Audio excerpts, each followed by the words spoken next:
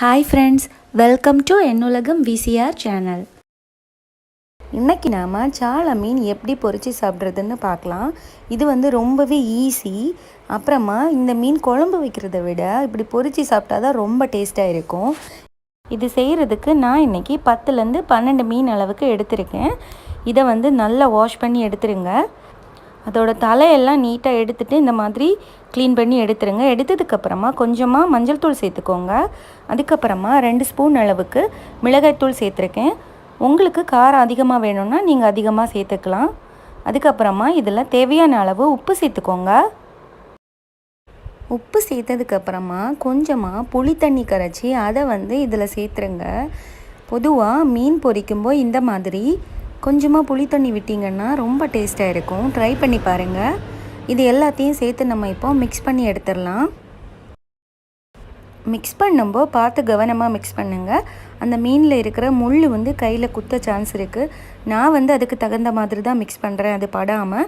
ஆனால் ஸ்டார்டிங்லலாம் எனக்குமே படும். ஸோ நீங்கள் ஒரு ஸ்பூன் வச்சு மிக்ஸ் பண்ணாலும் பரவாயில்ல. ஆனால் நல்லா அந்த கோட்டிங் எல்லா இடத்துலையும் படுற மாதிரி பார்த்துக்கோங்க. அவ்வளோதான், மிக்ஸ் பண்ணியாச்சு. மிக்ஸ் பண்ணி எடுத்ததுக்கப்புறமா இது ஒரு 10 நிமிஷம் நல்லா ஊறட்டும். 10 நிமிஷம் இது நல்லா ஊறினதுக்கப்புறமா பேனில் எண்ணெய் சேர்த்துக்கோங்க. எண்ணெய் சூடானதும் மீனெல்லாம் ஒவ்வொன்றா நம்ம எண்ணெயில் சேர்த்துடலாம். ஸ்டவ்வை மீடியம் ஃப்ளேமில் வச்சுக்கோங்க. ஹை ஃப்ளேமில் வச்சிடாதீங்க, கருகி போயிடும். ஒரு 10 நிமிஷத்துக்கு இந்த மாதிரி மீடியம் ஃப்ளேமில் வச்சு அதுக்கப்புறமா நம்ம திருப்பி போட்டுடலாம். பாருங்க, திருப்பி போட்டாச்சு. திருப்பி போட்ட அப்புறமா இதுவுமே ஒரு 5 to 10 மினிட்ஸ் நல்லா ஃப்ரை ஆகட்டும். இப்போ பாருங்கள், நல்லா ஃப்ரை ஆகிடுச்சு. எல்லா மீனுமே நல்லா ஃப்ரை ஆகணும், அப்போ தான் டேஸ்ட் நல்லா இருக்கும். சிலருக்கு ரொம்ப ஃப்ரை ஆனால் தான் பிடிக்கும். ஆனால் ஒரு சிலருக்கு மீடியமாக கொஞ்சம் சாஃப்டாக இருந்தால் தான் பிடிக்கும். அது உங்கள் டேஸ்ட்டுக்கு தகுந்த மாதிரி நீங்கள் ஃப்ரை பண்ணி எடுத்துக்கோங்க. ரசம் சாதம் கூட இது சாப்பிட்றதுக்கு ரொம்ப நல்லாயிருக்கும். குழந்தைங்களும் விரும்பி சாப்பிடுவாங்க.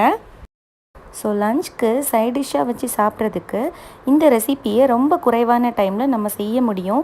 இது ரொம்ப டேஸ்ட்டாகவும் இருக்கும். இந்த ரெசிபி உங்களுக்கு பிடிச்சிருந்தா என்னுலகம் விசிஆர் சேனலை சப்ஸ்கிரைப் பண்ணுங்கள். கூடவே பெல் பட்டனையும் கிளிக் பண்ணுங்கள். அப்போ தான் நான் போடுற வீடியோலாம் உங்களுக்கு நோட்டிஃபிகேஷனில் வரும். தேங்க்யூ.